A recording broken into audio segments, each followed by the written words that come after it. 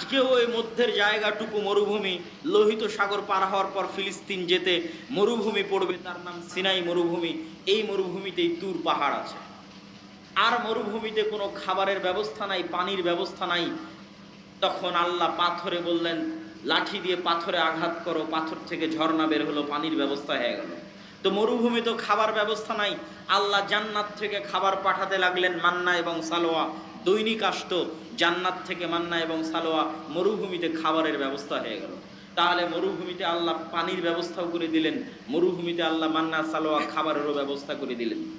কিন্তু কত বড় নিমক হারাম কওম, না শুকুর কওম, যে 40 দিনের জন্য মাত্র ইবাদতের জন্য তুর পাহাড়ে গেছে মুসা আলাইহিস সালাম। 40 দিনে তারা শিরকে লিপ্ত হয়ে গেছে। 40 দিনে শিরকে লিপ্ত হয়ে গেছে। 40 দিনের ব্যবধানে শিরকে লিপ্ত হয়ে গেছে। অথচ চোখের সামনে ফেরাউনকে ডুবে যেতে দেখেছে, চোখের সামনে পাথর ফেটে ঝর্ণা বের হচ্ছে, চোখের সামনে প্রতিদিন জান্নাত থেকে খাবার আসতেছে। এত নিয়ামত দেখার পরও 40 দিনের ব্যবধানে শিরক করে ফেলেছে। মুসা আলাইহিস সালাতু ওয়াস সালামের উপর আল্লাহ আদেশ জারি করলেন কিতাল এবং জিহাদ ফরজ হওয়ার, যে আমালেকা গোত্রের বিরুদ্ধে জিহাদ করে, যুদ্ধ করে জেরুজালেম বিজয় করতে হবে। মুসা আলাইহিস সালাতু ওয়াস সালাম আল্লাহর